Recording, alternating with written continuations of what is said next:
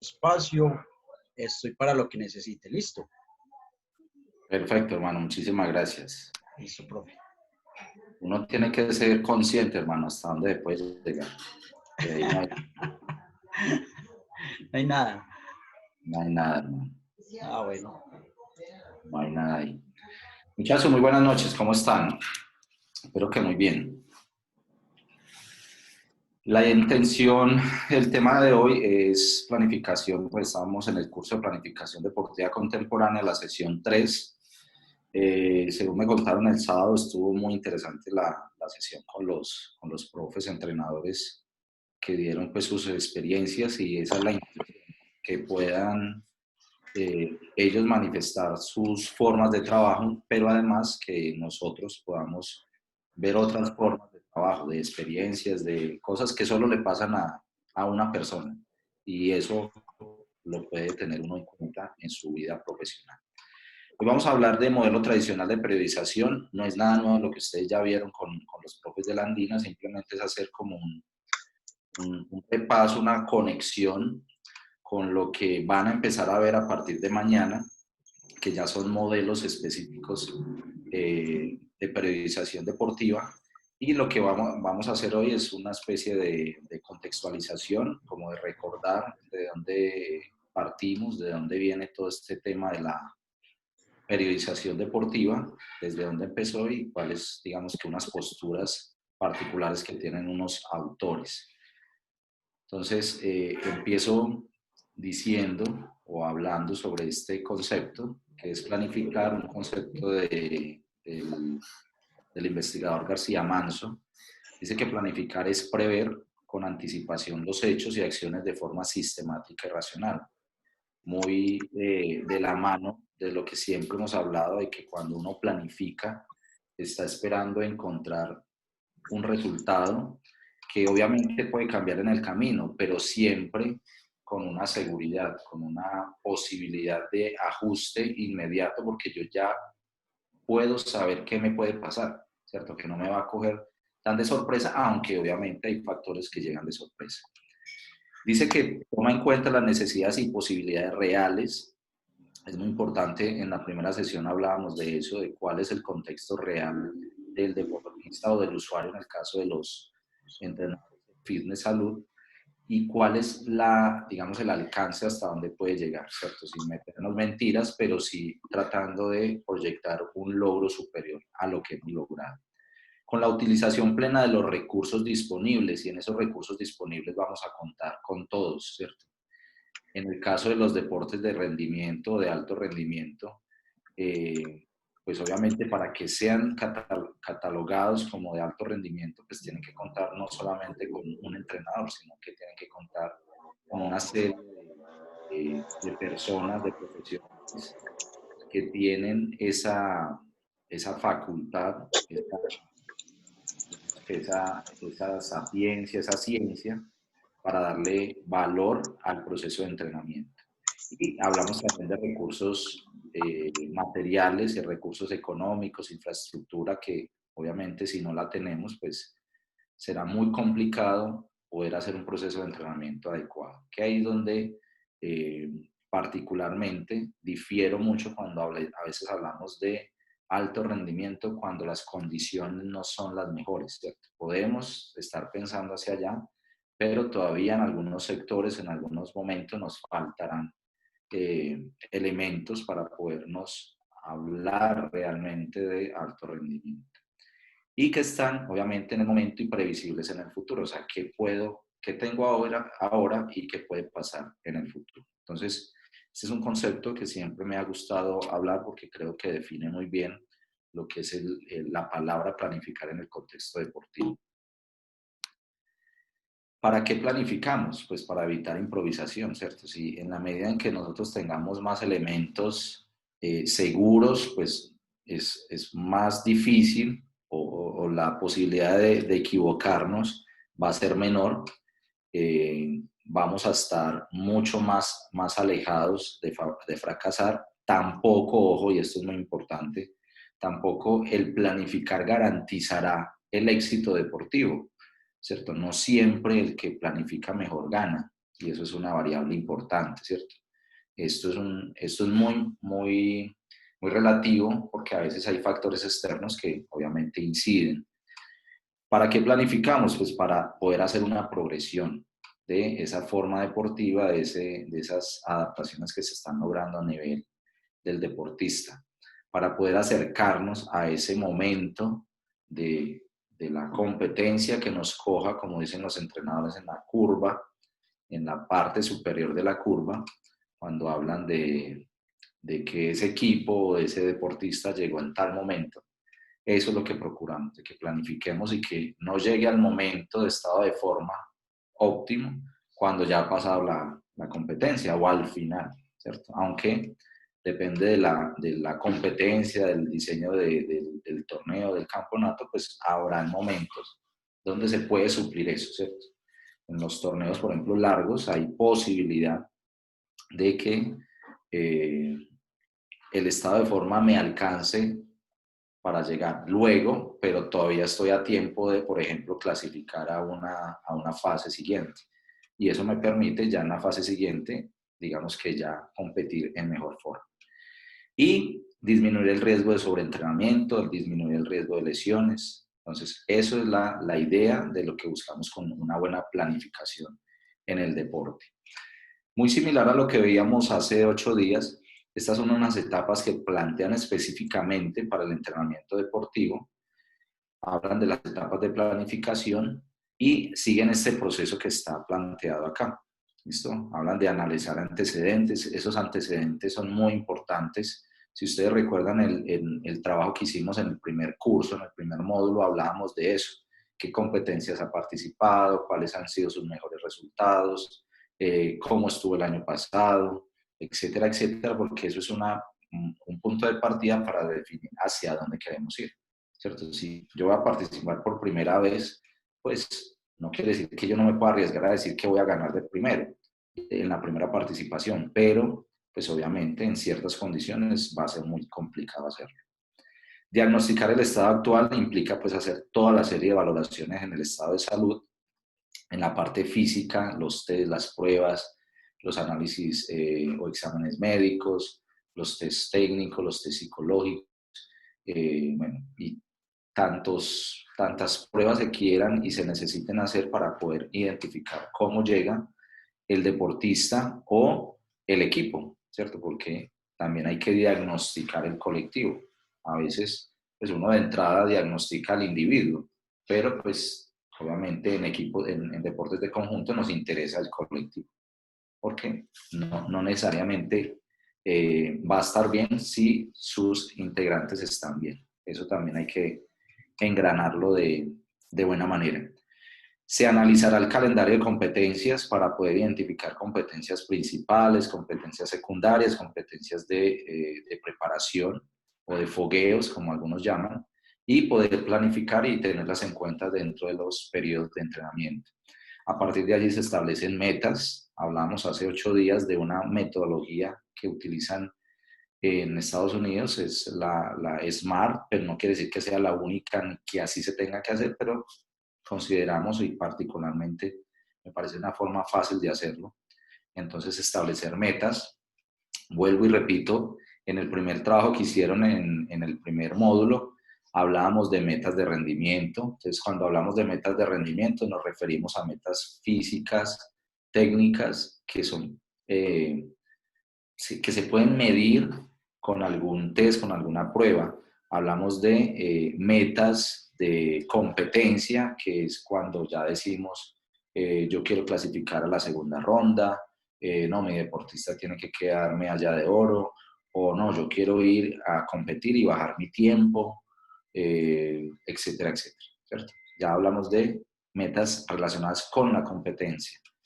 Y hablamos también de metas pedagógicas o de metas psicológicas, dependiendo de la intención que tenga el entrenador o el equipo de profesionales, o también en el ámbito escolar o en escuelas de formación. Las metas pedagógicas y psicomotrices pues van a ser muy importantes, más que obviamente las de competencia y las de rendimiento, porque esas pasan a un segundo plano en esas edades. partir de allí empezamos a racionalizar estructuras intermedias. ¿Qué quiere decir? Lo que hablamos, lo que ustedes ya conocen.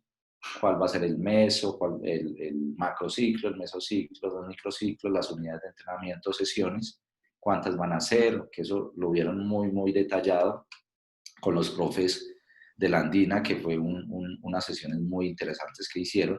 Eso, yo ya tengo el panorama, me voy a hacer eso. ¿Listo? A establecer tiempos, fechas, duraciones, etcétera, etcétera. Que eso es, digamos que el trabajo más desgastante, llamémoslo así, pero que a la final me va a permitir tener un poco más de control. Algunos aprendices a mí siempre me dicen, profe, pero la verdad, eso casi nunca se hace. Yo no, la idea es tratar de seguir esa planificación. O sea, si yo no planifico, entonces no planifique. Si yo lo voy a terminar haciendo a mi manera, pues no se desgaste haciendo una planificación, pues para bonita no la necesitamos. Si yo la hago, la tengo que hacer a mi manera para que me sirva a mí como entrenador y obviamente que obtenga los resultados que estoy buscando, pero si no, no la hagas, ¿cierto? No, profe, es que eso cambia mucho, pero es mejor cambiar sobre algo que ya está que sobre algo que no está.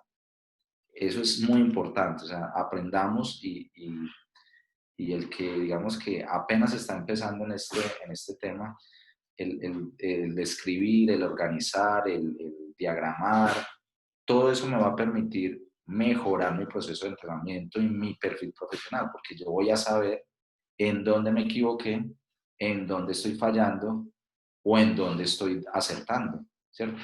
Y a partir de ahí voy haciendo mi camino, ¿cierto? Los grandes entrenadores a nivel deportivo y no solamente en fútbol, sino en muchos deportes, se han caracterizado por eso, por escribir mucho y a su manera, o sea, no tiene que ser un cuadrito o una flechita, no, a su manera escriben y eso les ha permitido desarrollar muy bien su metodología. A partir de allí empezamos a hacer ya lo que nosotros llamamos, lo que anterior hablamos como de programar, ¿listo? Para el concepto que hablábamos hace 8 días, que es lo que les quiero resaltar, todo esto de acá haría parte de acuerdo a lo que para mí, y vuelvo y hablo en mi concepto, es lo que es planificar, ¿listo? Hablo de para mí porque así lo concibo yo. Para unos, para otros, todo esto es planificar y también tienen razón, ¿cierto? Simplemente como para dividir los momentos, lo hago yo así. Esta parte de acá sería el periodizar, ¿listo? Que no están desligadas, o sea, miren que una flechita conecta con la otra, siempre están conectadas. Esto de acá, junto con esto, sería la programación y la prescripción. O sea, mirar qué métodos de entrenamiento voy a utilizar, qué medios, qué contenidos, ya hablando de ejercicios, y ya la distribución de cargas, que ya es, digamos, que la prescripción como tal. ¿Listo? Y obviamente, pues hay un momento que ya es aplicar, pero siempre haciendo un control, ¿cierto? Ese control es los famosos diarios de campo, o algunos los llaman también como bitácoras de entrenamiento, donde van tomando nota del desempeño de un deportista, porque hay cosas que el plan no alcanza a decir, pero que uno sí alcanza a observar en el campo, ¿cierto? Y los entrenadores que están acá saben de qué estamos hablando, son esos detalles que usted no alcanza a poner ahí, pero que son muy importantes, ¿cierto? Y esa parte, por ejemplo, motivacional, va a ser muy importante a la hora de aplicar realmente el plan o el programa de entrenamiento. ¿Listo? ¿Qué tenemos que tener como bases para esa planificación deportiva? Uno, que te tiene que hacer con un criterio de cientificidad o con un criterio científico. Y cuando hablamos de cientificidad no nos referimos únicamente a esos espacios por allá que son esos personajes con guantes, con batas donde están haciendo mediciones específicas. No necesito llegar hasta allá. Ojalá pudiéramos tener todo eso siempre. pero yo en el campo puedo ser científico. La ciencia es empírica, y cuando hablamos de empírica es que toma datos de la realidad. Y ustedes tienen a los deportistas, constantemente están recibiendo datos. Lo que pasa es que a veces no somos juiciosos y no tomamos esos datos. Y eso hace parte de la planificación. Cuando uno habla, por ejemplo, de un antecedente, sabe con qué elemento tomar en cuenta para la próxima prescripción de ejercicio, la próxima planeación o para el siguiente periodo de entrenamiento. Entonces, la cientificidad no siempre se va a referir a esos elementos tecnológicos, grandes, chéveres, que obviamente nos gustan, serían muy adecuados tenerlos, pero que desde el campo, yo con un cronómetro, con un lápiz, eh, voy tomando nota. Y eso también hace parte del componente científico del entrenamiento. Tiene que ser coordinada y dialogada, y incluso esto es un principio de entrenamiento, de la participación consciente y activa del deportista, y es que no necesariamente el deportista tiene que decir estoy de acuerdo con lo que usted va a hacer, no, porque puede ser que el deportista no sepa del tema, y lo más probable es que no sabe del tema porque pues él se está dejando guiar, pero sí en algunos aspectos puede aportar, y además tiene que saber qué es lo que le están aplicando o cuál es la idea que tiene el entrenador, hacia dónde lo quiere llevar. Entonces eso va a ser muy importante dialogarlo en sesión, e incluso en inicios de planificaciones hay que comentar cuál es la idea general. Y entre sesiones también coordinar, bueno, esta sesión está dirigida hacia esto. Listo, no necesitamos desgastarnos mucho, en 5 minutos podemos explicar toda esa temática. Obviamente tiene que haber control y evaluación. Si no se controla y no se evalúa, no está pasando nada. Planificamos para nada, para bonito, y eso pues no sirve. Listo, hay que hacerle el control constante. Y obviamente respetar los principios de entrenamiento biológico, los metodológicos, los pedagógicos, para que la planificación obviamente tenga sentido. ¿Listo? Eso como introducción, contexto de lo que vamos a hablar. ¿Listo? Modelos de periodización. Entonces, el modelo más básico que creo que todo entrenador ha hecho y que conoce y que es por el que empezamos, yo creo que todos, es el modelo tradicional, el anual o del autor, que también se le conoce así como Matveev, que es el que habla de unos periodos de entrenamiento que ya los conocemos, visto que son 3, y que la variación del volumen y de la intensidad generalmente va a la inversa. ¿Listo? O sea, mientras una está arriba, la otra está abajo. Y que va desde lo más general hasta lo más específico. ¿Listo? Que es lo más básico que casi todo proceso de entrenamiento se empieza a aplicar. Antes de hablar de ese, o más bien, ¿cómo se conecta esto? Desde mucho tiempo antes, no es que no se hiciera planificación en el deporte. Obviamente, alguien tuvo que haber hecho algo, alguien tuvo que haber escrito algo para poder practicar algún deporte, alguna disciplina deportiva. Así se haya perdido en muchos momentos, pero el mismo deportista, si lo haga solo, dice, bueno, hoy voy a hacer tantos kilómetros, hoy voy a hacer tantas repeticiones, y mañana voy a hacer esto, esta semana, al menos planifica una semana, ¿cierto? Digamos que en tiempos muy antiguos, cuando se hablaban de los Juegos Olímpicos de la antigüedad, el modelo griego digamos que estas personas de este reino, porque eso era en ese tiempo, pues más que un país, era todo un imperio en ese momento, empezaron a hablar de un concepto de entrenamiento que se llamó tetra. Y era porque tenía 4 días. ¿Listo? O sea que los 7 días, a calendario nuestro, entrenaban 4 días. Y miren que ellos ya planteaban una serie de modificaciones en intensidad. Si tomamos esto como referencia, no es nada diferente a lo que hacemos hoy. O sea, los griegos, pues, por eso tienen todo digamos que todo en la historia aparece pues como sabios y con mucho conocimiento. Miren que desde ese tiempo ellos ya planteaban sin tener tanta herramienta fisiológica, obviamente como hoy, pero ya ellos intuían que había que variar las cargas, había que variar la intensidad del entrenamiento para poder que una persona pues no se fuera a agotar, no se fuera a lesionar y pudiera rendir en lo que ellos estaban haciendo. ¿Listo?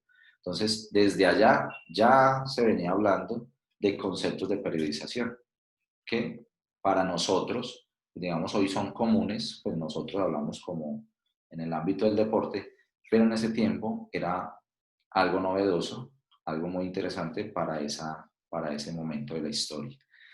El modelo tradicional, y esto pues obviamente no lo voy a leer, es de este señor Matveev, que fue una persona muy dedicada al tema del ejercicio, del deporte, participando en diferentes estamentos a nivel de deporte olímpico, a nivel de deporte ruso, escribiendo libros, escribiendo artículos, etcétera, etcétera, etcétera, que hoy en día todavía usamos. O sea que es una referencia todavía importante y en esto algunos no me gusta cuando algunas personas dicen que lo que fue antes ya no sirve. Siempre hay algo que se le va añadiendo. La ciencia es eso. La ciencia es que yo pongo un pedacito, alguien pone otro pone otro pedacito y se va formando el conocimiento. Pero no quiere decir que alguien llegue y ya lo otro no sirva. Siempre habrán cosas que nos van a interesar. Entonces, a partir de él se crea este modelo, que es el modelo tradicional, plan anual de Matveev, que lo que buscaba era eso, preparar el deporte para competir, y hablaba de 3 momentos, que ustedes ya los conocen cuando hablamos de forma deportiva, que es una adquisición, o sea, el momento donde yo estoy construyendo la base, donde estoy llegando o me estoy acercando a lo que yo pretendo ser, a la estabilización o mantenimiento, que sería la meseta que se forma en ese momento, hablando del desarrollo de las habilidades y de las capacidades, y siempre habrá un momento donde ese rendimiento empieza a descender y es normal y tiene que pasar. Obviamente, hoy en día, con digamos que con los avances en ciencia y con los avances en metodología de entrenamiento, pues la idea no es que pierda todo, pero sí que se identifique cuál es el momento donde yo empiezo a perder para que ese momento coincida con un periodo de transición o con un periodo de cambio, etcétera, etcétera. ¿Listo? Entonces, aquí están planteados los periodos de los que ustedes ya hablaron. ¿Listo? Periodos preparatorios, periodos de competición, reconstrucción y lo que hablamos ahorita de las variaciones entre carga y entre intensidad y volumen. ¿Listo? Estas están indicando las competencias principales y mientras una variable, en este caso, este es el volumen que en el modelo tradicional siempre empieza alto en la primera parte y la intensidad empieza baja y se van alternando. ¿Listo? Y aquí ya es un periodo de transición. Entonces, en ese momento, cuando esta persona, imagínense que esto se dio por ahí en los 50, él empezó a hablar de periodización, de cómo se debería organizar unos periodos de entrenamiento. Se empezaron a hablar de esos periodos que ya conocemos, ¿cierto? De mesociclos, de microciclos, de unidades de entrenamiento, de sesiones. En ese momento no existía ni digamos que el reconocimiento al deporte no era como es hoy, la profesionalización del deporte o del deportista como es hoy, los avances tecnológicos a como es hoy, y las competencias pues eran más digamos que más marcadas, no eran tantas como en un calendario de competencias de hoy en día. Entonces, obviamente, para ese momento, este plan tradicional o este modelo tradicional, pues casaba perfectamente, ¿listo? Porque ellos, ¿qué buscaban? Que ese periodo competitivo fuera muy corto. O sea, ellos competían básicamente acá. ¿Listo? Entonces, ellos tenían mucho tiempo para prepararse. Pero hoy en día, el deporte de alto rendimiento generalmente no se compite una sola vez en el año, sino que hay competencias de diferente orden, de diferente importancia, que hacen que el modelo no sea tan adecuado para el momento. ¿Listo? No quiere decir que elementos del modelo no se puedan usar, se pueden usar, pero obviamente ya se necesitan otros elementos para poder competir al nivel de rendimiento de hoy con la competencia que existe. Entonces, este modelo se basa en una teoría de estos científicos rusos que hablan, estos dos hablan de una teoría del estrés y que hablan que cuando una persona o un ser viviente, porque ellos también hablan de animales, se genera un estímulo de estrés, ese estímulo de estrés genera una descompensación que el cuerpo es capaz de compensar posteriormente y que con la repetición esa persona se puede adaptar.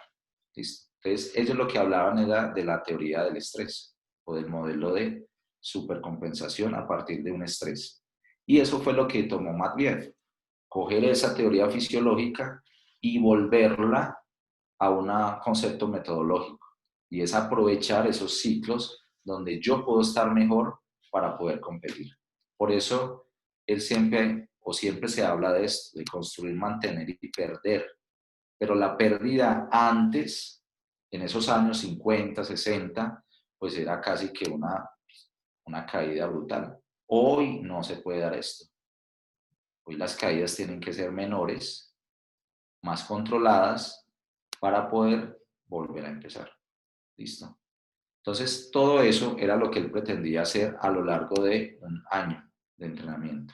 Entonces, si se competía entre 1 y septiembre, pues tenía 5 meses hacia atrás para prepararse y otros 4 meses como para hacer un mantenimiento y volver a empezar. Entonces, teníamos mucho tiempo para prepararnos en ese tiempo.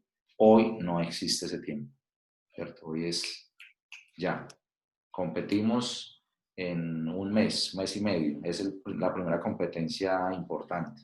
Entonces, hay que estar rápido en forma deportiva. ¿Listo? Y esto es lo que empieza a relacionar otros autores después, pero miren que todos hablan de él.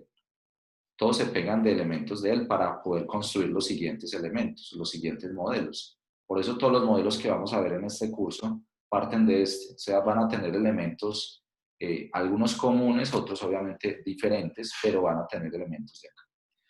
Y estos tres momentos o estas tres premisas de las que hablaba él dentro del año son las que empiezan a llamarse periodos de entrenamiento. ¿Listo? Que hablan entonces del periodo preparatorio para adquirir la forma o desarrollarla más bien, ¿cierto? Adquirir con el desarrollo un periodo competitivo para mantener ese estado de forma y un periodo transitorio donde hay una pérdida temporal. ¿Listo? Entonces, es muy claro eso. Esto es un cuadro, no lo voy a leer, simplemente es como para que ustedes, mientras voy hablando acá, ustedes lo van ahí siguiendo. Es lo que van hablando de las características que va a tener cada periodo. El periodo preparatorio reconocemos que tiene subdivisiones y esas subdivisiones las llaman etapas. Entonces, la preparación general y la preparación especial. Entonces, siempre el modelo de periodización tradicional está basado en que el volumen tiene que ser en este sentido, ¿listo? Digamos que no de manera literal, porque pueden haber cambios, pero va a estar muy, digamos que diverso frente a lo que llamamos intensidad, ¿cierto? Y esto de acá es donde empezamos a dividir los periodos de entrenamiento. ¿Listo? Y eso es lo que va a empezar a implicar que, por ejemplo, ¿qué ejercicios voy a utilizar en los periodos preparatorios generales? Pues ejercicios más generales, que me sirvan de volumen, de coger una base de capacidad para seguirlo mejorando en lo otro.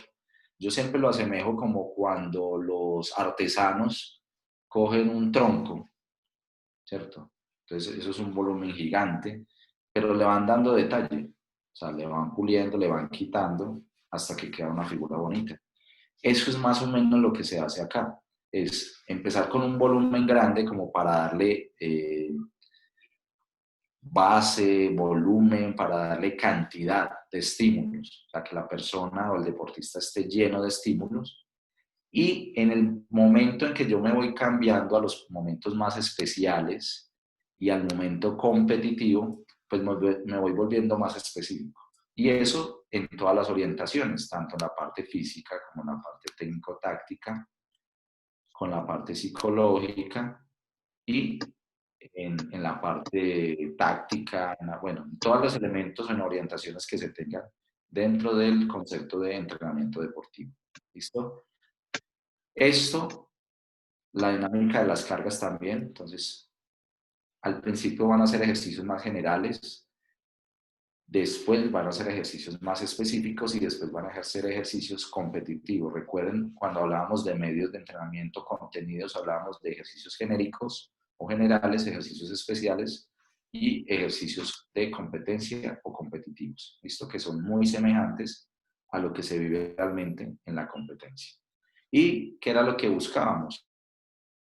Esto, el momento de forma deportiva en el instante cumbre de la temporada o de la competencia, que en ese momento yo estuviera casi al 100% de mis capacidades técnicas, físicas, psicológicas, tácticas, emocionales, bueno, todas ellas juntas para poder rendir al máximo.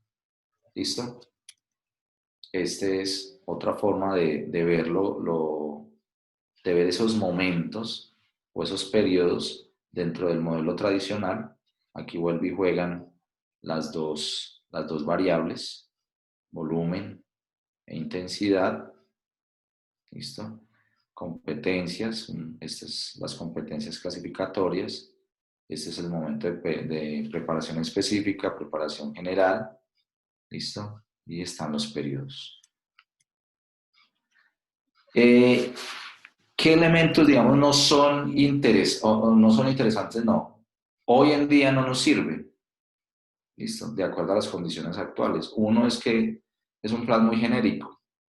Entonces, al ser tan genérico, en deportes, por ejemplo, de conjunto, no funciona mucho.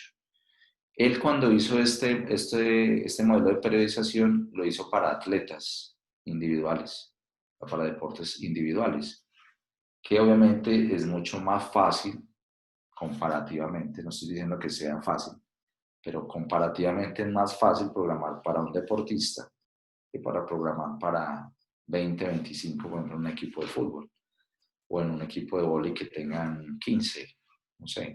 Entonces, eso es muy diferente. Entonces, esa es una crítica que le han hecho. Pero no es una crítica, es que es simplemente él estaba en los años 50, en ese momento era eso, y ya, o sea, estaba bien. Hoy no. Entonces, hoy las condiciones son diferentes. El ciclo anual es completo, pues obviamente es un periodo de periodización largo, muy largo, donde a veces no se tenían en cuenta muchos aspectos de cambio de cargas, era muy monótono, los periodos generales, y aquí los profes, los que han sido deportistas profesionales lo han comentado acá, que les tocó en algún momento algún preparador físico o en alguna época les tocó cuando eran unos volúmenes y altísimos al principio de pretemporada y que los ponían a correr y que no sé qué. Eso se hacía así antes y por eso hoy todavía hay rezago de eso. ¿Listo?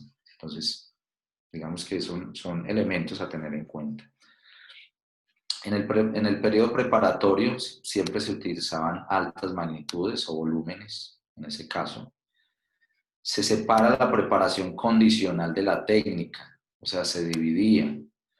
Y hoy en día ya sabemos que, o digamos que la tendencia al entrenamiento es que todos se entrenen en conjunto. ¿Listo? Entonces, por ejemplo, los modelos cognitivistas de los que habla Seirulo se refieren a eso. Se refieren a que un deportista es todo. O sea, él no juega en el partido dividiendo la técnica, la parte física, psicológica, no que es un todo. Y en esa periodización tradicional se dividía. De hecho, hoy también se hace, no es que no se haga, pero hoy hay más conciencia de que yo soy un ser integral como deportista y así debo entrenar, ¿cierto? En esas mismas condiciones cercanas a lo que se vive en la realidad del deporte. Nunca será igual porque lo que se vive en el campo deportivo, en la competencia real, pues solo es ahí, no hay forma de imitarlo, pero sí que nos acerquemos más hacia allá. ¿Listo?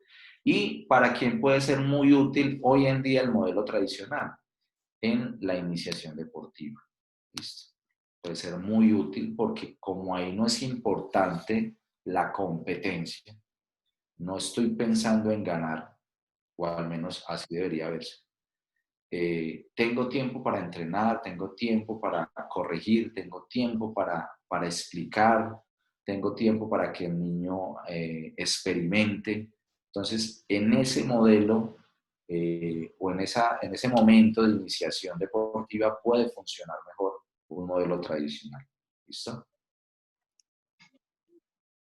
Algunas críticas para ir terminando aquí el tema, algunas críticas que le han hecho a este modelo tradicional, pero vuelvo y repito, cuando a mí me critican es porque hice algo bueno, ¿cierto? O sea, por eso a quien le llueven críticas es porque planteó algo que es interesante. Puede ser que no estemos de acuerdo, pero que en su momento fue interesante. ¿Listo? Entonces, estas más que, aunque los llaman críticas, yo hago es más como, yo digo que estos autores lo plantearon así al ver que en ese momento ya existían otras cosas. ¿Listo? Existían otras cosas.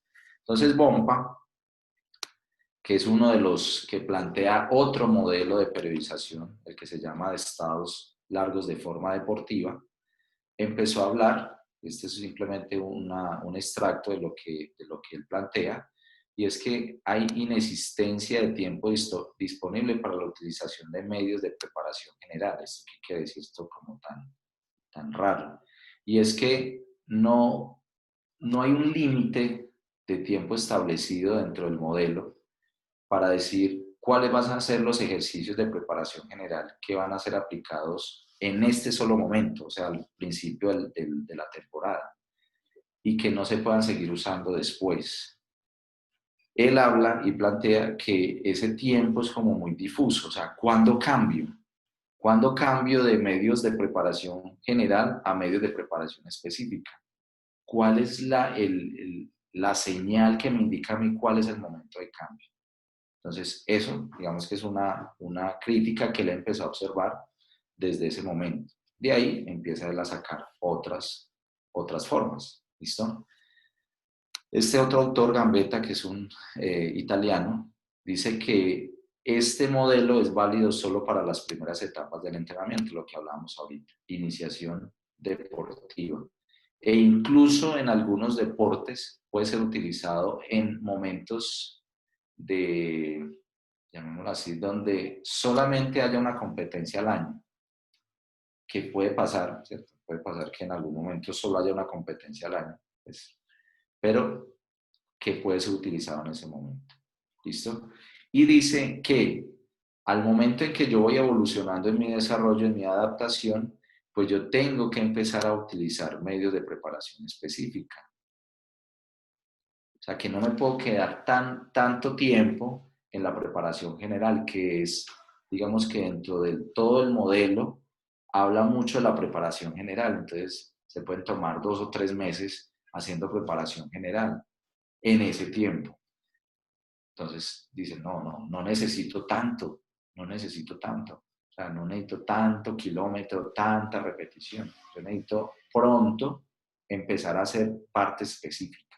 ¿Listo? Y hoy en día se habla es que incluso desde el primer momento se tiene que empezar a hablar de preparación específica desde el principio. ¿Listo? Otros autores también hacen algunos aportes o críticas a este modelo. Shien, que también plantea un modelo de periodización de altas cargas, dice que ese modelo, lo que hablamos ahorita, como no es individualizado, necesitamos individualizar y especificar con intensidad, con ejercicios más propios del deporte, ese proceso de entrenamiento. ¿Listo? Que va muy en vía de lo que ya habíamos hablado. Y Verkhoshansky en el 90 también habla de que en ese momento, cuando fue elaborado este modelo, lo que se pretendía de un deportista no era muy alto. O sea, lo que se esperaba de ese deportista pues no era tan grande, porque primero no habían tantas competencias, el deporte no tenía tanto estatus como lo tiene hoy, el deporte pues de alto rendimiento. Entonces, pues le servía prepararse tanto tiempo de manera general, después pasar a un momento específico para que ya fuera competencia. Hoy no existe el tiempo.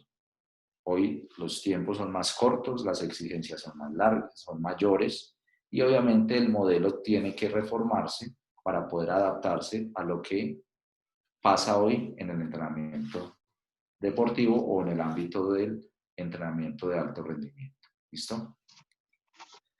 Y estos otros dos autores hablan de otros desacuerdos con este modelo tradicional, Navarro y Field en el 2001, un poco más recientes, ya en este siglo, hablan de que al principio se trabajaban en los periodos generales se trabajaban muchas capacidades al mismo tiempo. Y al trabajar muchas capacidades al mismo tiempo, dice él que puede generar un desequilibrio negativo o una superposición negativa, que una capacidad o el desarrollo de una capacidad afecte a otra, ¿cierto? Entonces, por ejemplo, siempre se ha hablado de que cuando se mezcla entrenamientos de resistencia con fuerza, hay un momento donde hay un cruce negativo. Entonces, en este modelo, cuando se empezó a implementar en esos periodos generales, pues había mucha capacidad revuelta y no controlada, que era el problema. Entonces, habían problemas para el desarrollo óptimo de cada capacidad de manera individual. Habla también de periodos prolongados de entrenamiento monótonos, lo que hablamos ahorita, 2 o 3 meses haciendo preparación general, ¿cierto? Entonces, demasiado pues como aburrido para un deportista, incluso para el mismo entrenador. ¿Listo?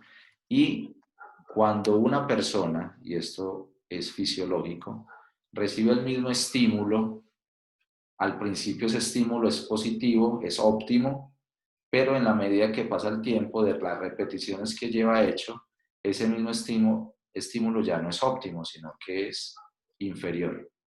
Entonces ya no me sirve. En este modelo se aplicaba mucho eso. Entonces, de tanto repetir, pues ya a la persona le parece, pues primero aburrido, monótono y segundo, fisiológicamente, deja de tener una respuesta adaptativa, sino que se mantiene o se estanca, como se llama popularmente. Y estas dos, entonces, habla de pocas oportunidades para hacer esa preparación específica en el periodo de preparación o periodo preparatorio, y se enfocaba mucho o digamos que se dificultaba más bien cómo mantener esas capacidades básicas en el momento específico, porque volvía a lo otro. Yo me preparaba 2 o 3 meses de manera general, pasaba a unos 2 meses de preparación específica. Pero es posible que en esa preparación específica se me hayan pasado algunas orientaciones o contenidos generales que tenga que necesitar en ese momento. Entonces, los modelos nuevos o los modelos más recientes, contemporáneos, hablan de que yo tengo que estar estimulando las capacidades de manera constante. Obviamente, no siempre al mismo tiempo, pero sí que yo tenga un control de ellas. ¿Listo? O sea, que yo sepa cómo estoy en cada una de ellas porque las voy a necesitar en la competencia. Y también es, dentro de las críticas que se le hacen a este modelo, habla de las limitaciones para poder competir de manera exitosa en, digamos que en la parte importante de la temporada o en la parte principal. Y es que a veces no lograba llegar a ese momento de competencia de manera óptima, del desarrollo óptimo de mi forma deportiva. Entonces, eso obviamente pues limitaba mucho el desempeño del deportista. Aunque esa era la idea, pero pues no siempre se lograba. ¿Listo? Lo que hoy sí se trata de llegar, de que se llegue de manera mucho más controlada y exacta a ese momento de competencia. O, por ejemplo, en el caso de los deportes de larga duración, hablo de torneos de larga duración, como tipo fútbol acá o en Estados Unidos las temporadas de béisbol o de baloncesto, que son pues, unos periodos más largos.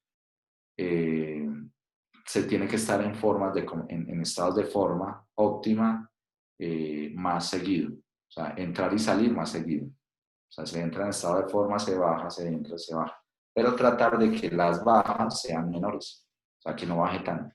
¿Listo? Esa es más o menos la intención de los modelos nuevos, o nuevos no, contemporáneos, actuales que tenemos en el deporte de rendimiento. ¿Listo? Hoy iba a ser una sesión muy corta porque sé que este tema lo desmenuzaron mucho, con mucha claridad en el módulo anterior. Hoy lo que queremos era empatar. Hace 8 días lo que hablábamos mucho enfocado al fitness, salud, y hoy ya enfocado al entrenamiento deportivo, arrancando con esas bases de planificación, de unos conceptos iniciales, de objetivos, de etapas, de bases, y mencionar, recordar de dónde vienen los modelos contemporáneos que vamos a empezar a estudiar mañana, que nunca se nos puede olvidar de que este señor, Matveev, digamos que fue el que le ha dado forma a todo esto, ¿listo? El que puso una de las primeras piedras para que hoy estemos hablando de alto rendimiento, de realmente una profesión, de una ciencia ligada al tema del deporte y del entrenamiento deportivo, que así lo debemos ver cuando estamos hablando de el deporte y de la salud a partir del ejercicio físico. Entonces, esas son unas referencias bibliográficas que les van a quedar en la presentación, que ahorita en un momento se la pasaré al profe Willy para que la comparta directamente pues, en el grupo.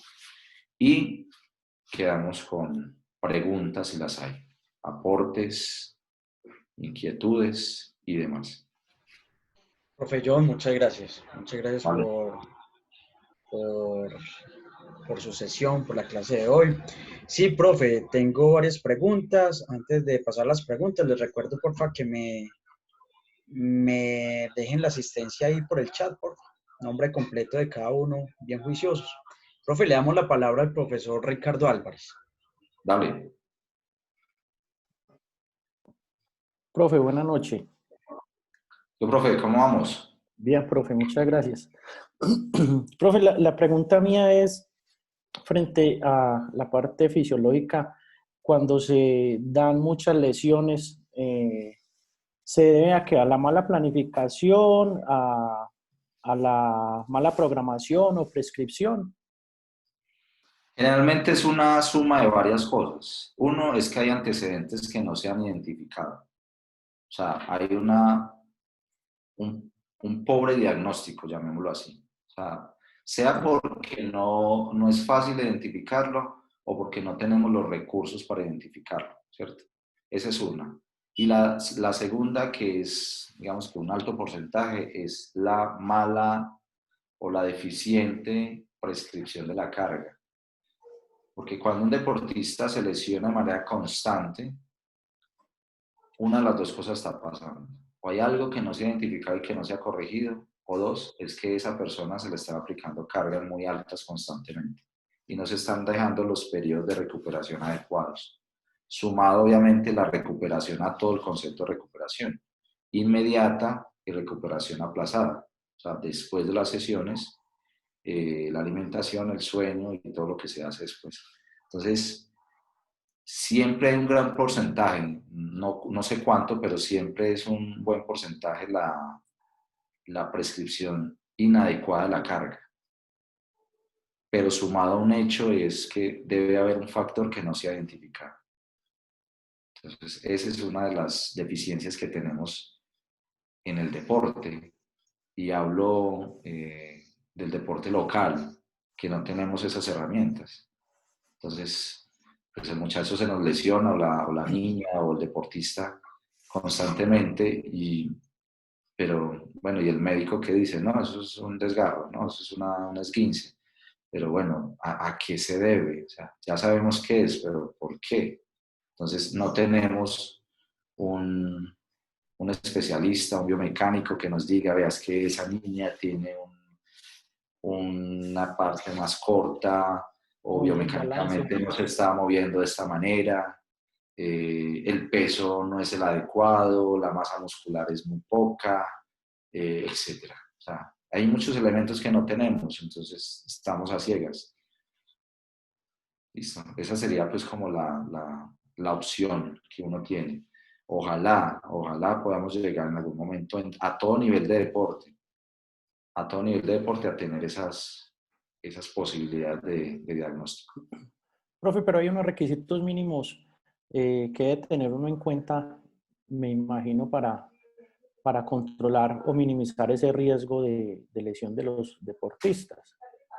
Porque pues he visto, sobre todo en trabajos con divisiones menores de fútbol, mucha lesión de ligamento cruzado, mucha lesión de este tipo que de pronto no sé qué factores puedan tener uno en cuenta para minimizar ese riesgo.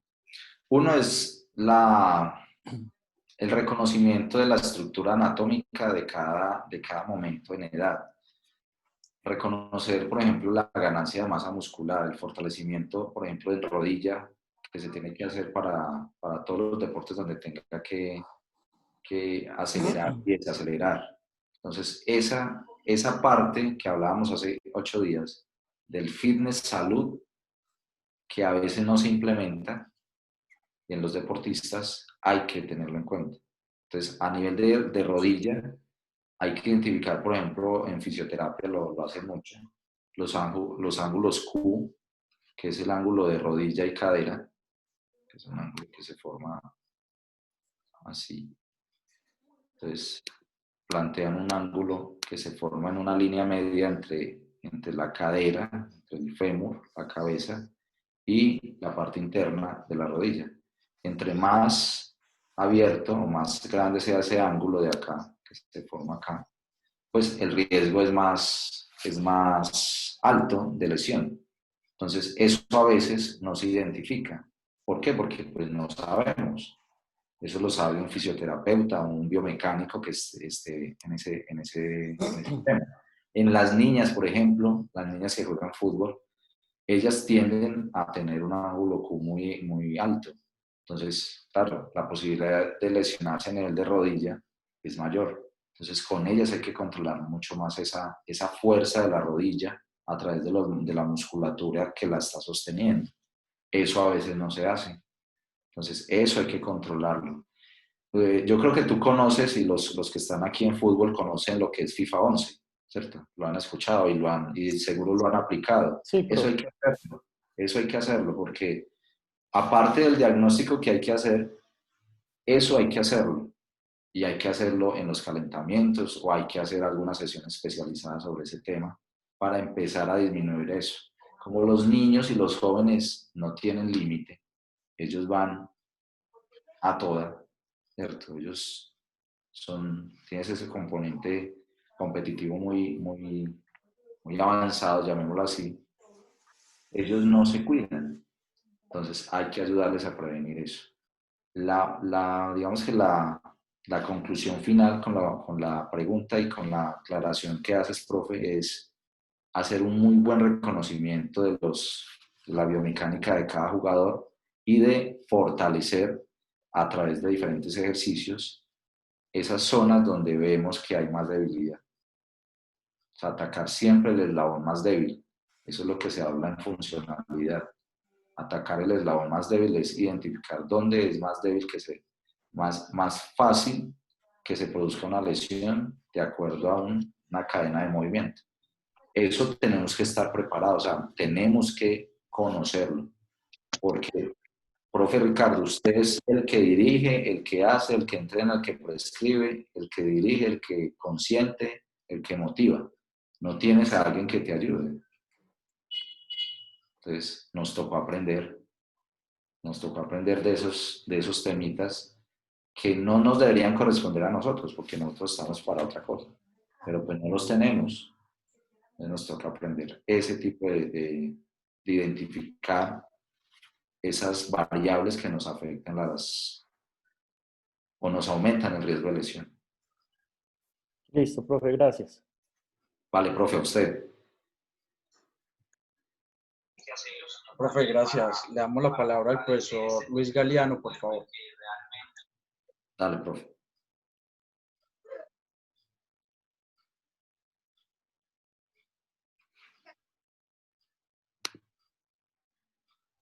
Listo.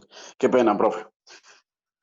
Profe, al inicio, indicando sobre lo del entrenamiento contemporáneo, que a veces en temporada vacacional era donde se competía anteriormente, que se te podía hacer un trabajo de recuperación y otra vez vuelta a la forma, contando con más tiempo. Eso me dejó como con una curiosidad. Ahora como que hay que darle más choque al cuerpo, entonces eso indica de que la etapa deportiva de una persona se consuma más rápido o no tiene relevancia.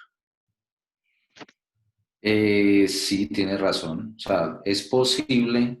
Lo que pasa es que a la par de la exigencia también hay más conocimiento. Antes no había tanto conocimiento y se competía menos. Hoy se compite más, se compite a mayor exigencia, pero hay más recursos. O sea, hay más formas de recuperar mejor a un deportista, hay más ayudas ergogénicas, hay ayudas nutricionales, hay ayudas incluso psicológicas que ayudan a la recuperación del deportista. Entonces, sí es cierto que un deportista hoy se desgasta más, claro, porque compite más, la exigencia es mayor, pero a la vez hay más medios para recuperarlo mejor. Entonces, ¿qué es lo que tenemos que hacer como entrenadores o como equipo disciplinario de un deportista o de un equipo? Es tomar de eso, prescribir mejor la carga, cuando subo, cuando bajo, cuando aplico este estímulo, cuando no lo aplico. Tengo que reconocer mucho al deportista. Y aquí nos toca, y es casi que obligatorio de nosotros, es el tema fisiológico y biomecánico, es sí o sí nos toca aprenderlo. Nos toca aprenderlo porque no tenemos en el equipo un biomecánico, un fisioterapeuta, un fisiólogo que nos esté diciendo cómo están las cosas. Pues muy bueno si en las selecciones Risaralda existe, obviamente, tiene que existir. O en las selecciones Colombia tiene que existir, o en el Deportivo Pereira, o en un equipo profesional. Pero en los equipos que son los que nosotros manejamos, que es la realidad cotidiana, no los tenemos. Entonces nos toca aprender eso, nos toca aprender a estudiar, o haciendo un curso, o bajando libros y buscando y leyendo, preguntándole al que sepa para poderlo hacer. Pero sí tienes razón, hay más desgaste. pero tenemos más elementos para recuperarlo mejor, que antes no existían, tanto en conocimiento como en tecnología, ya lo tenemos. Hay que aprovecharlo, pero hay que conocerlo. Ah, listo, muchas gracias, profe. Vale, vale, Luis. Profe John, gracias. En el momento no tengo más consultas, profe. No sé si Vale. dejamos el micrófono abierto, quien quiera preguntar en este momento. Sí, sí, si hay alguna inquietud, bien puede. Gracias, profe. ¿Alguien desea Sí, preguntar? profe, yo le había levantado la mano, profe Willy. Carlos Murillo. Listo, Sí, Carlos. por acá, Carlos Murillo, profe. Dale, profe. Bueno, profe, pues la primera pregunta, la misma que el compañero había planteado. Si esas fases de pérdida tan seguidas y no hasta una recuperación total del deportista no generaban, ya no respondió. La segunda pregunta fue, revisando el documento, el artículo que ustedes nos mandaron, que a propósito me parece excelente, me pareció algo muy interesante y es el planteamiento que hace Seirulo frente al tema de esas etapas del entrenamiento. Y usted ahorita mencionaba el modelo de Medvedev para utilizarlo en procesos de iniciación. ¿Cuál considera usted, contrastando estos dos modelos, el de Bien. Medvedev y el de Seirulo, cuál es más propicio o mejor para aplicarlo en procesos de formación? ¿Por qué lo digo? Porque es que en el de Seirulo veo algo muy interesante y es que él tiene en cuenta el tema de los esquemas motores, el tema de los deportistas, sus tiempos de desarrollo, y eso es lo que marca realmente el proceso. Entonces, y que tiene en cuenta a esas estructuras condicionales, coordinativas, las tiene en cuenta en el proceso de desarrollo. No sé cuál de las dos, desde su experiencia, nos recomendaría más para los procesos de iniciación. Yo les decía hace 8 días una cosa, y es que no existen modelos de periodización puros. Nadie, ningún entrenador utiliza un modelo de periodización puro. El único que lo usó puro fue el que se lo inventó, ¿listo? Porque fue la idea de él. Hoy en día todos los entrenadores en algún momento cogen de base uno y empiezan a hacer modificaciones y empiezan a integrar cosas. ¿Qué digo yo? O sea, mi postura personal, ¿qué pienso yo?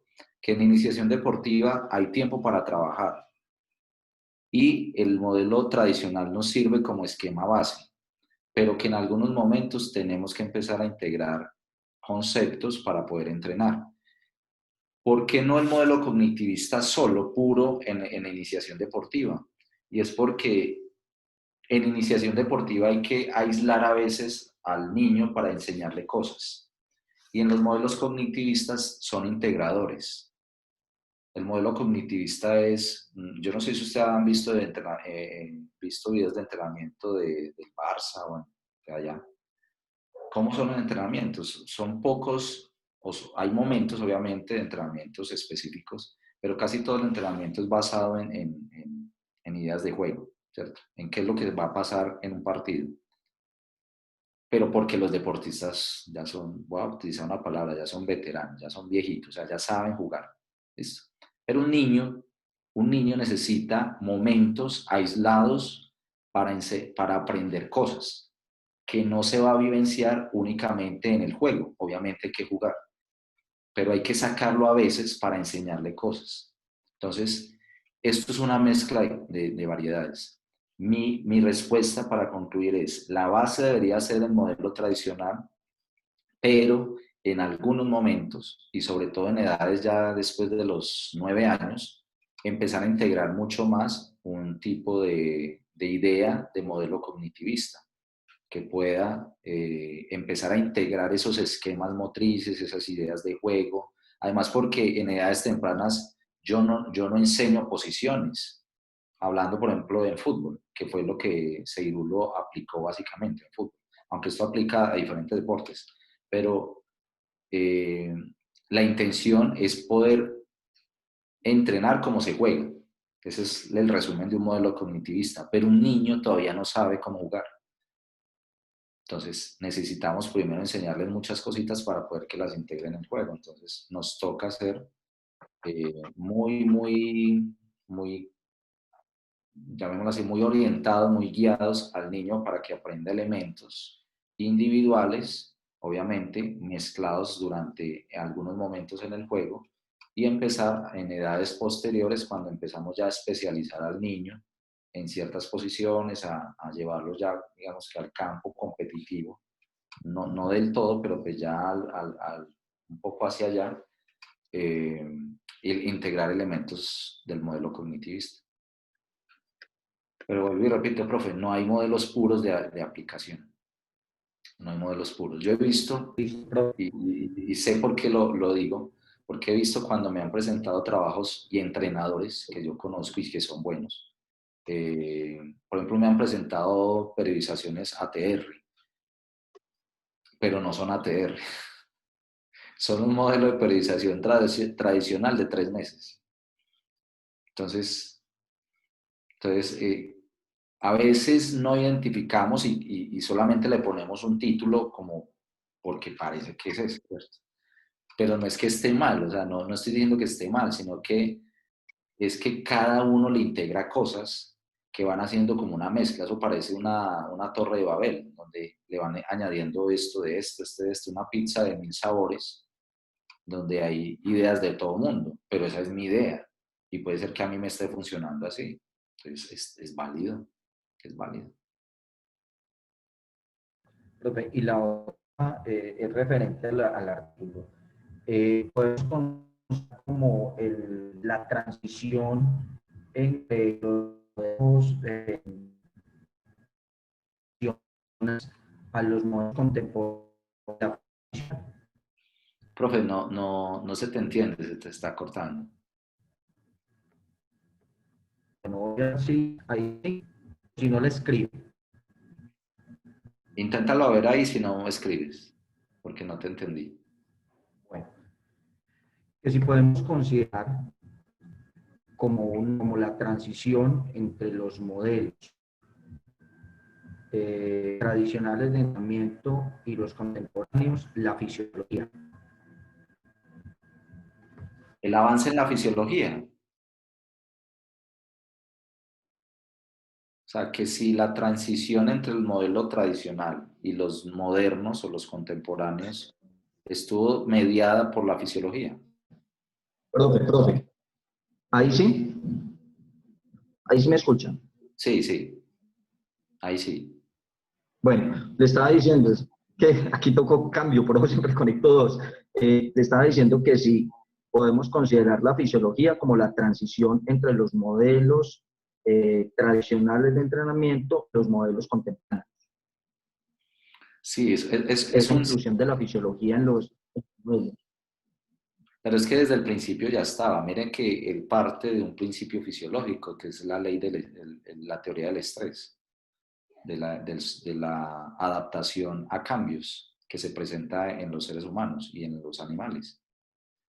No es que no estuviera la fisiología antes, estaba. Lo que pasa es que hoy hay, pues desde más o menos desde los años 70 hacia acá, el avance médico, fisiológico en torno a todo, la salud y en el deporte, pues ha crecido mucho. Obviamente, digamos que es un punto importante el avance fisiológico médico, pero no solamente eso, sino también que el deporte, como ha sido utilizado por los países potentes para demostrar poder, hizo que, por ejemplo, en todo ese tema de la Guerra Fría que hubo entre Rusia y la Unión Soviética y Estados Unidos, hizo que cada uno quisiera ser mejor que el otro, empezó a mejorar sus procesos metodológicos de entrenamiento y eso fue implicando que esos autores que estábamos hablando ahí trabajaran para eso. O sea, no es gratis que la mayoría de los postulantes, de los investigadores que ustedes ven en los libros son rusos, son yugoslavos, son de todos esos países de la ex cortina de hierro, pues de los países socialistas de Europa, que necesitaban el poder del deporte para poder sobresalir. Entonces empezaron a investigar mucho y eso también fue un punto de partida para empezar a mejorar los modelos de periodización y los procesos de entrenamiento. Entonces fueron muchas cosas que fueron haciendo que cambiaran las cosas. El patrocinio de los deportes. Antes, en los 50, pues que una marca como Coca-Cola, como, bueno, no sé, Avianca, bueno, cualquier empresa, patrocinar a un deportista, pues era un evento. Hoy en día, el deporte de rendimiento vende tanto que las empresas quieren que Messi se ponga su pantaloneta, su camiseta, la gorra, bueno, lo que sea.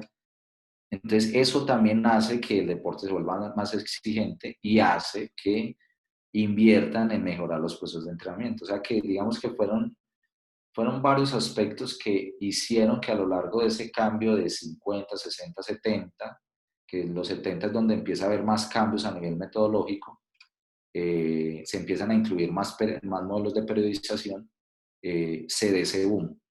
¿Listo? Pero todo nace a partir de la necesidad que el mismo deporte está demandando, de ser más llamativo, de vender más, de volverse profesional, de que los deportistas necesitan ser cuidados, bueno, etcétera, etcétera.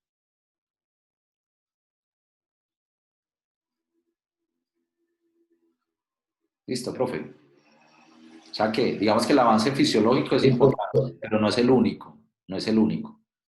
Siempre está obligado a otros conceptos sociales, económicos, políticos, alrededor de todos los cambios en esto. Entonces, si ustedes ven, pues, los que a mí me encanta la historia, si ustedes se dan cuenta, los mayores avances tecnológicos en todas las épocas han nacido de guerras por mejorar sus procesos, ¿cierto? Entonces, todo eso hace que cambie la vida y en la vida de nosotros está el deporte, entonces eso también ha impactado ahí. Profe, qué pena, me tomé la palabra ahí y tengo una última que me surge, que no la había mirado, la tenía ahí, y no entendí mucho la diferencia entre los dos modelos, allí, el pendulante y el de campana.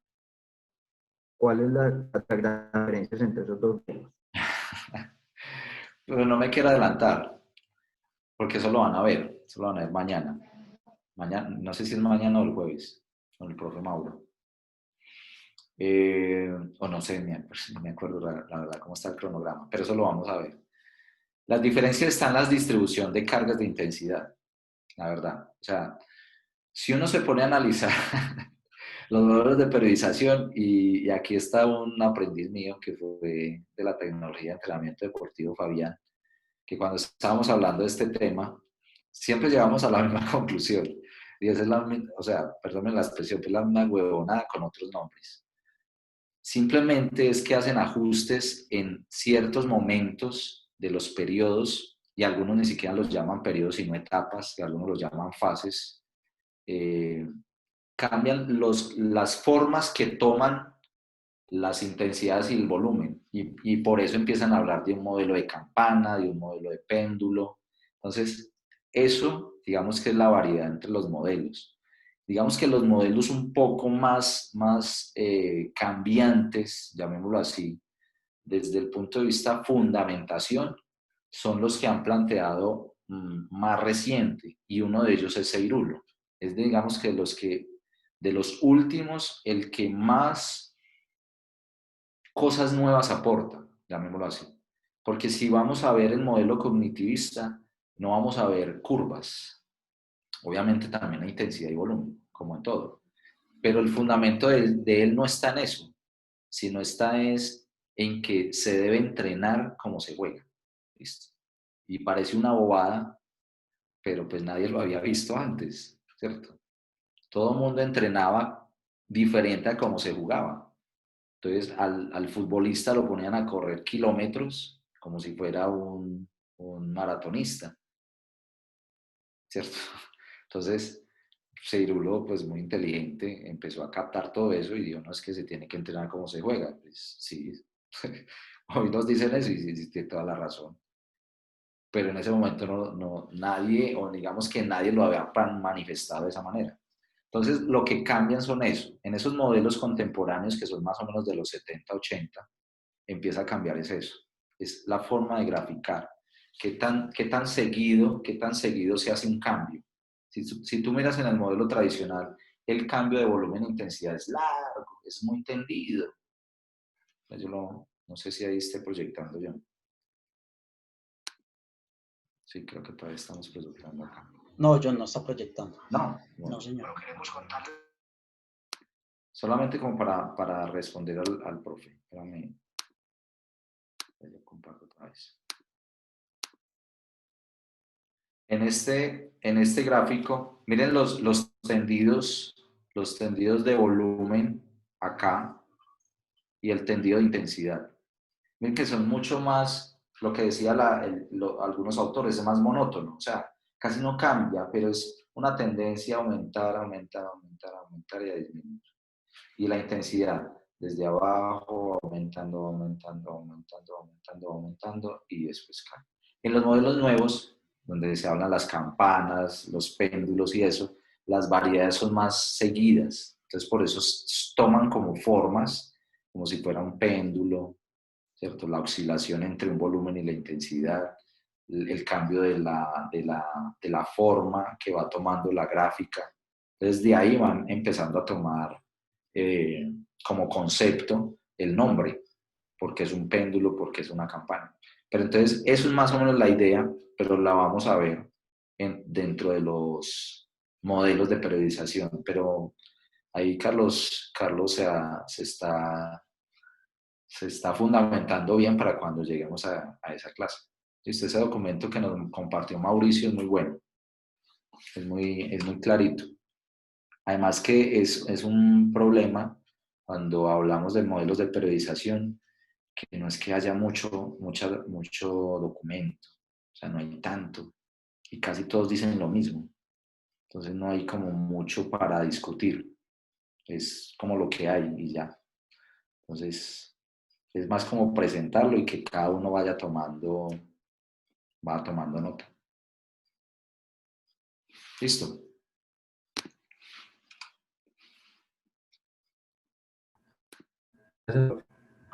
Listo. No sé, Willy, si hay otra pregunta. No, señor, por acá no tengo preguntas. No. No, señor. Listo. Profe. Ah, Sebastián, dale, Sebas. Una pregunta. Dentro digamos, de la planificación ya sean pues de los ciclos, ¿sería recomendable colocar de pronto estas evaluaciones para mirar en qué condición se encuentran los deportistas pues pues durante ese ciclo? No te entendí, Sebas, no te entendí la pregunta. O sea,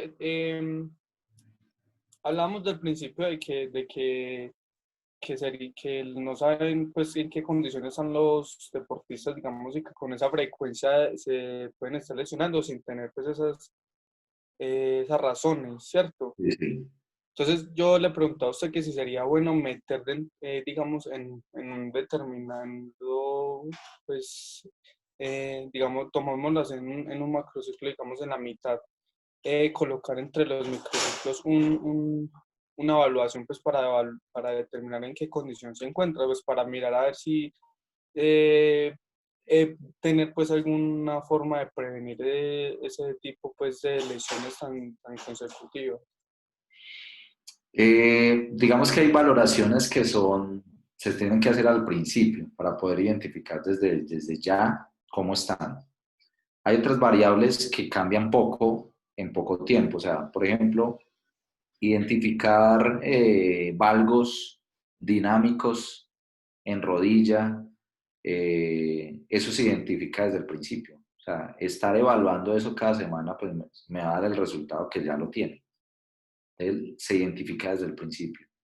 Ya lo que uno puede hacer control semanal o quincenal, digamos que es en la adaptación que está teniendo el deportista.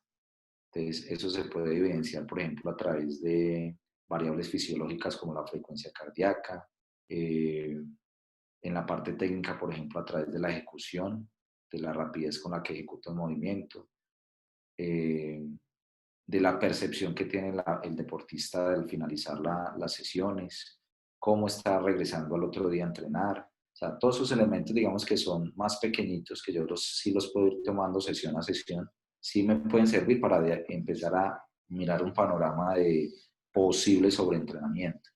Pero la valoración, que es biomecánica, funcional, tiene que hacerse en el principio. Porque si no, o sea, no me sirve estar valorando semana a semana. Obviamente yo tengo que controlar después, a ver si he mejorado de acuerdo a lo que encontré. Pero yo lo tengo que identificar al principio. O sea, no hay unas variables que tienen que ser al principio, no dan para valorarse semana a semana.